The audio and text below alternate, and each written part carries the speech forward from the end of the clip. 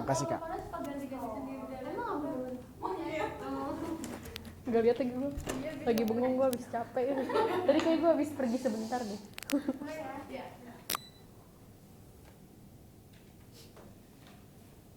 Assalamualaikum warahmatullahi wabarakatuh. Waalaikumsalam warahmatullahi wabarakatuh. Selamat siang anak-anak. Siang Pak. Bagaimana kabarnya hari ini?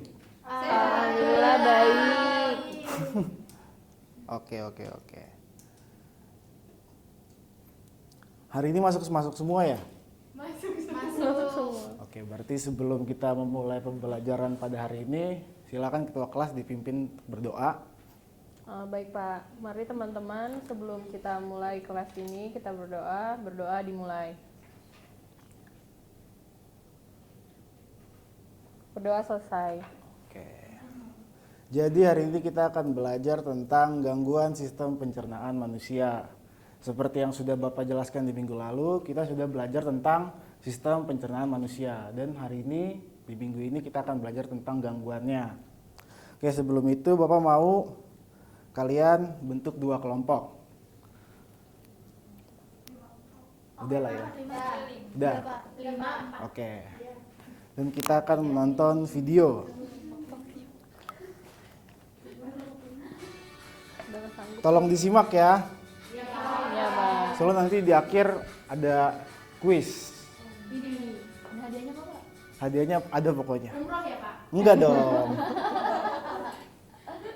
Kambing. Fokus. Kurban. Halo teman-teman, selamat datang kembali di Kia Academy YouTube channel. Semoga teman-teman selalu sehat dan terus semangat.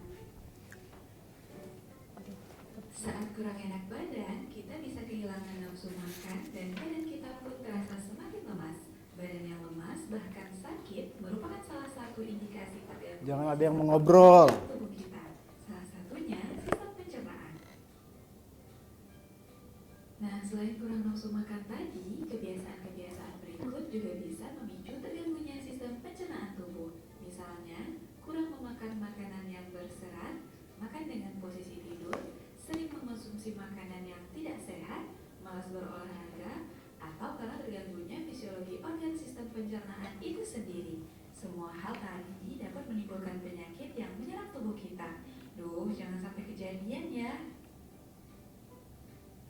Untuk menghindari terjadinya penyakit pada organ pencernaan kita, maka di video kali ini kita akan membahas penyebab, gejala, dan penanganan gangguan pada sistem pencernaan. Ikuti terus videonya sampai selesai ya. Jadi, inilah bentuk-bentuk gangguan pencernaan dalam tubuh kita. Serostomia pada rongga mulut, parotitis pada kelenjar tiroid, gastritis dan ulkus di lambung, appendicitis, diare, dan konstipasi yang mengganggu usus besar, dan hemoroid di sekitar anus. Kita akan membahasnya satu persatu. Kita mulai dari serostomia. Serostomia merupakan penyakit kekeringan pada rongga mulut, khususnya di lidah dan bibir. Gejala penyakit ini ditandai dengan mulut yang mengering, bibir pecah-pecah, terdapat bercak-bercak putih pada lidah sehingga kita sulit mencerna makanan. Penyakit ini terjadi karena adanya gangguan pada pusat ludah dan salah pembawa rangsang ludah ataupun perubahan komposisi faal elektrolit ludah.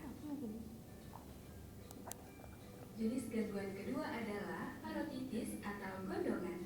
Dalam kondisi normal, bentuk area pipi kita bulat seimbang kiri dan kanan. Namun jika terserang parotitis akan terjadi pembengkakan pada area pipi bagian bawah. Pembengkakan tersebut terjadi pada organ dalam rongga mulut, yaitu kelenjar parotis, kelenjar yang memproduksi air liur. Penyakit ini bisa menimbulkan rasa nyeri, kelelahan, hingga demam, dan kulit pada area kelenjar parotis tampak kemerahan. Penyebab penyakit parotis ini antara lain adanya infeksi bakteri, virus, atau jamur pada kelenjar parotis, atau adanya batu yang menghambat saluran air liur hingga berkembang menjadi parotitis.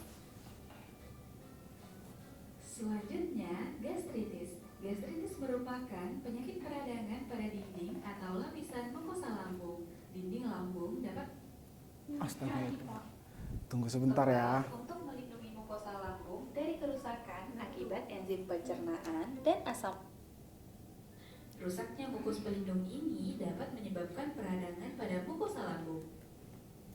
Gejala yang sering muncul pada kasus akut adalah nyeri di ulu hati, mual, muntah, tidak nafsu makan, kembung, penurunan berat badan, dan perih seperti terbakar pada perut bagian atas.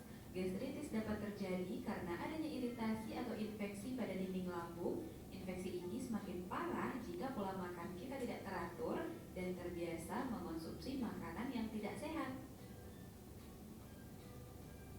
Gangguan berikutnya, unkos atau tukak lambung. Unkos merupakan penyakit gastritis yang semakin parah sehingga menimbulkan luka pada dinding lambung.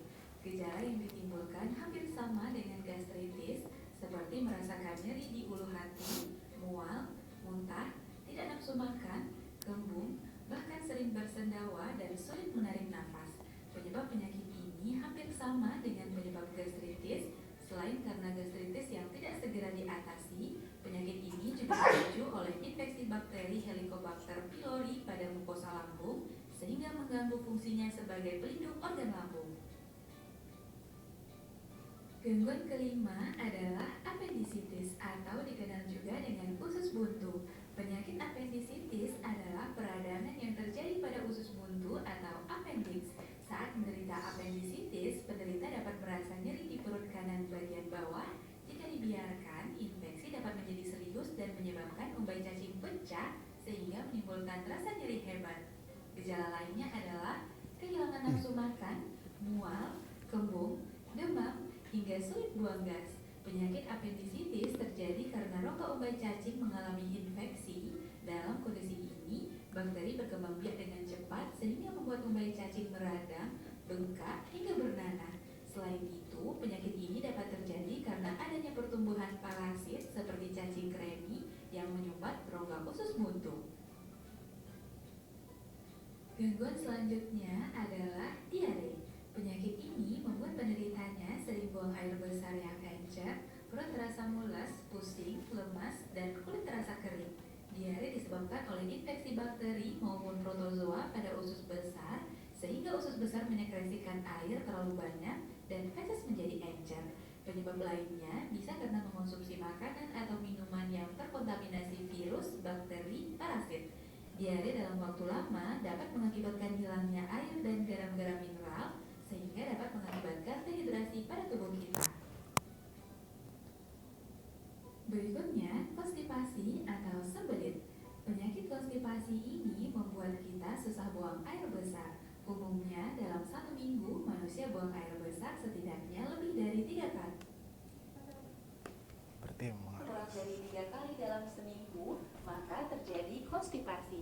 Akibat kering dan keras sehingga lebih sulit dikeluarkan dari anus. Konstipasi terjadi karena penyerapan air yang berlebihan pada sisa makanan di usus besar sehingga feses menjadi kering dan keras.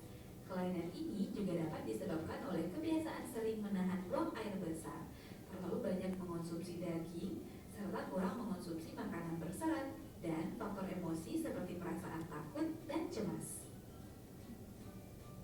Dan gangguan pencernaan ke-8 adalah hemoroid atau wasir. Hemoroid merupakan pembengkakan pembuluh darah vena di sekitar anus. Meskipun kadang hemoroid bisa tidak menimbulkan gejala, namun pada beberapa kasus dapat menimbulkan gatal dan nyeri pada anus, serta keluarnya darah atau nanah saat atau setelah buang air besar. Hemoroid umumnya terjadi pada orang-orang yang sering duduk dalam waktu lama dan pada orang yang menderita sembelit. Kelainan ini juga sering terjadi jika kita banyak mengangkat beban berat dan pada wanita hamil atau baru melahirkan. Itulah beberapa gangguan pencernaan yang terjadi pada saluran pencernaan tubuh kita. Selain 8 penyakit tadi, juga terdapat gangguan berupa disentri, yaitu diare akut yang disertai darah atau nanah karena bakteri Shigella dysenteria atau protozoa Entamoeba histolytica. Dispepsia, keluhan yang muncul akibat rasa tidak enak atau nyeri pada bagian ulu hati. Dispepsia terbagi 2, yaitu dispepsia organik disebabkan oleh infeksi alat pencernaan dan dispepsia fungsional disebabkan oleh gangguan fisiologis organ seperti sekresi asam lambung berlebihan. dan dispenia, kesulitan dalam menelan sehingga makanan langsung dimuntahkan setelah ditelan atau 15-20 menit setelah makanan ada dalam saluran pencernaan. Nah, agar kita terhindar dari penyakit pencernaan tadi, bisa hidup sehat dan bahagia, yuk kita coba beberapa tips merawat saluran pencernaan berikut. Pertama, biasakan mencuci tangan sebelum makan menggunakan sabun dan air bersih. Kedua, sebisa mungkin mengonsumsi makanan sehat dan higienis. Berikutnya, makan dengan santai dan tidak terburu-buru, menerapkan pola makan teratur dengan pemenuhan gizi yang cukup dan seimbang, mengonsumsi makanan yang mengandung serat setiap hari, menjauhi kegiatan mental dan berpikir berat setelah makan, memperhatikan cara menelan makanan dengan benar, tidak makan sambil berbicara, dan menghindari kebiasaan menahan buang air besar. Bisa dipahami ya? Agar teman-teman semakin paham, mari kita coba selesaikan contoh soal berikut. Oke.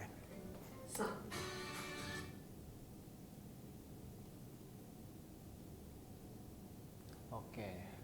Selanjutnya kita akan mengerjakan LKPD ya, anak-anak. Baik, Pak. Jadi nanti LKPD ini akan dikerjakan selama 3 menit dan nanti kalian akan mempresentasikannya. Ini kelompok 2 ya? Satu dong, Pak. Oh, ada 1. Kita tidak benar. Jadi nanti kalian mengerjakannya boleh cari informasi di internet atau literatur atau jurnal-jurnal yang terkait. Gue mau lihat covernya. Kerjain. Selesai ada pulpen. Jadi apa? Selama 3 menit ya. Iya, Pak.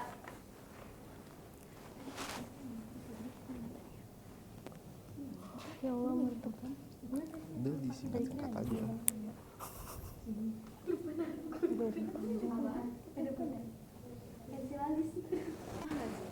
Bodoh. Ini ada, ini. Bagaimana ini sekolah nggak bawa pulpen? Bawa nih, Pak.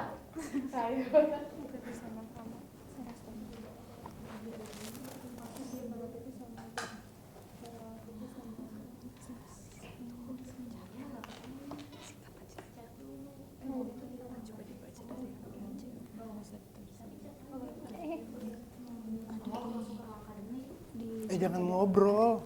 Ini dibantu kawannya. Kita diskusi, Pak. Enggak, itu tadi bukan ngobrol soalnya.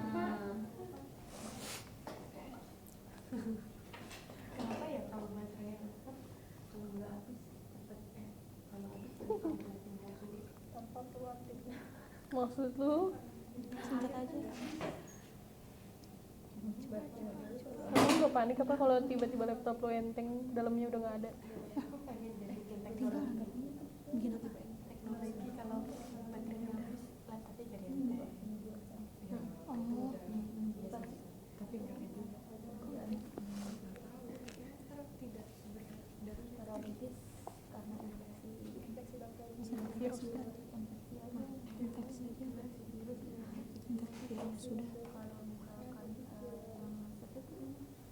Yang ketiga, apa sih pertanyaannya, infeksi virus sama infeksi bakteri, apa bedanya? Oh, kalau bakteri obatnya harus antibiotik. Pas. Kalau virus nggak ada obatnya, berarti dia vaksin. Iya. Iya. Dah itu aja. Setuju. Karena bagaimana bisa terjadi karena adanya peradangan pada lapisan lambung. Penyebab gejalanya itu nyeri, rasa terbakar di perut bagian atas, mual, muntah, kembang. nyeri lambung udah ya? Mual. Masih banyak dong. Bagaimana ulgus ini dapat mempengaruhi nyeri perut, karena nyeri perut gitu aja. Nyeri perut itu udah. Salah satu penanganannya apa? Obat, minum obat gitu. Obat Ini menyebabkan komplikasi loh jawabannya. antibiotik sama untuk mengurangi berat asam lambung dan Menyebabkan. Nomor 5. Ih, rapi banget tulisannya ya Allah. Peradangan usus buntu. Peradangan usus buntu. Kayak tulisan kecil. Ntar memperbaiki apa tadi? Gaya hidup. Gaya hidup. Nomor 5. Peradangan usus buntu. Udah. Operasi. Pembedahan. Operasi.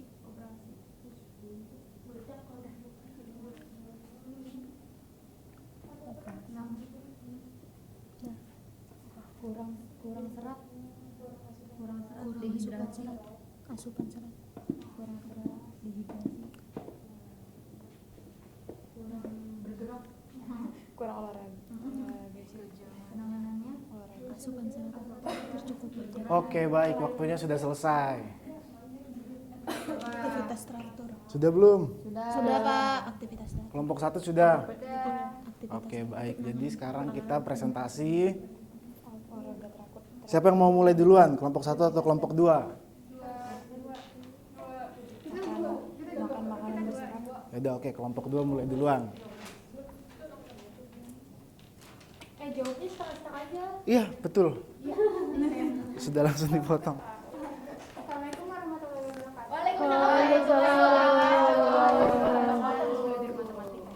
Kenalkan kami dari kelompok 2 izin mempresentasikan hasil diskusi kami. Yang pertama itu ada soalnya jelaskan apa itu serotonin, termasuk penyebab dan gejala. Hampir jatuh. Serostomia ini adalah kondisi di mana produksi saliva berkurang secara signifikan dan menyebabkan mulut menjadi kering. Nah, penyakit ini tuh karena efek obat-obatan dan gejalanya itu mulut kering, terus susah menelan dan gangguan pengecapan. Yang kedua itu apa perbedaan antara penyebab parotitis akibat infeksi virus dan infeksi bakteri? Jelaskan juga penanganannya. Nah, kalau disebabkan oleh infeksi virus seperti virus gandungan dan sebagainya, penanganannya itu tidak memerlukan antibiotik. Sedangkan jika terjadi infeksi bakteri memerlukan antibiotik. Serta penanganan itu lanjut nomor 3. Yang ketiga itu bagaimana gastritis bisa terjadi dan apa saja gejala umumnya. Nah, gastritis itu bisa terjadi karena infeksi bakteri H. pylori dan gejalanya ada nyeri, mual, muntah dan juga kembung. Oke, baik. Terima kasih. Gimana kelompok 1? Apakah jawabannya sama atau ada yang ingin disanggah? Oke, baik. Terima kasih kelompok 1. Makasih kelompok 2. Selanjutnya kelompok 2. S1. Pak.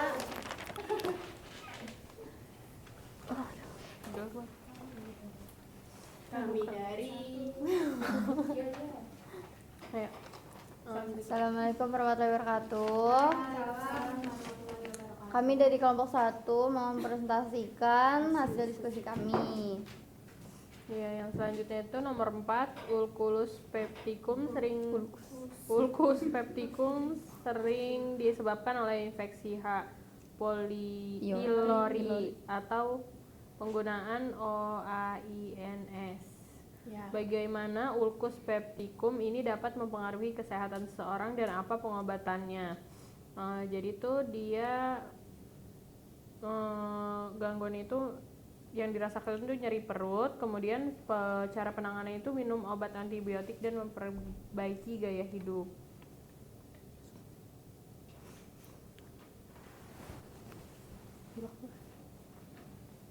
selanjutnya nomor 5 itu soalnya mengapa apendisitis memerlukan penanganan medis segera dan apa risiko jika tidak diobati.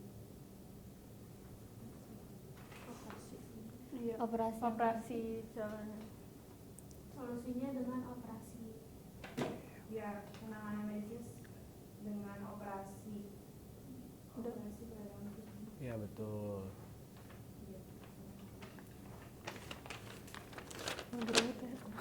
Soal yang terakhir, apa saja faktor penyebab konstipasi dan bagaimana cara menanganinya? Faktor penyebabnya itu karena kurang serat, dehidrasi, kurang olahraga, kurang bergerak, Penanganannya olahraga, makan makanan berserat, beraktivitas, dan lain-lain. Betul sekali. siap. Terima kasih. Ya, teman-teman Pak. Silakan duduk, silakan duduk. Terima kasih Pak. Siap. Tadi kelompok 1 mana LKPD-nya? Ini kelompok 1 Pak. Yang kelompok 2 mana? Operasi. Pertanyaannya jawabannya kan siapa? Ya Tuhan. Oke, jadi berhubung pembelajaran hari ini sudah selesai, Bapak mau dari kalian ada yang memberikan kesimpulan tentang pembelajaran yang sudah kita lakukan pada hari ini. Siapa? Jangan. Oke, silakan Tasya.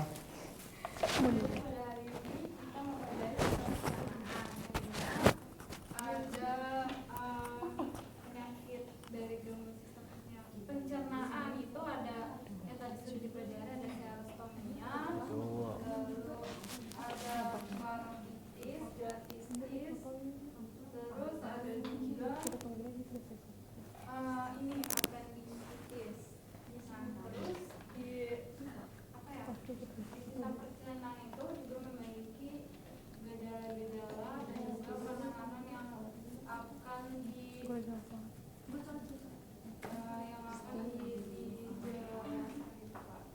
Oke, baik. Kesimpulan yang sangat bagus dan tepat.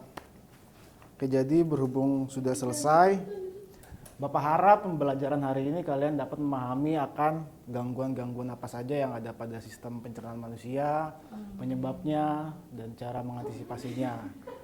Oke, jadi cukup sekian materi yang sudah kita pelajari pada hari ini. Kurang lebihnya mohon maaf dari Bapak. Ya, sekian. Terima kasih. Terima kasih Pak. Oke.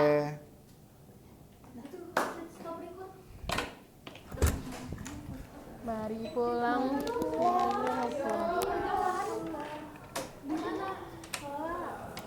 Ya habis sholat. Kita nggak punya foto. Iya, pasti kita nggak punya foto. Ayo foto dong. Nggak iri sama anak Tahu ya. Gue mau masang SG nih.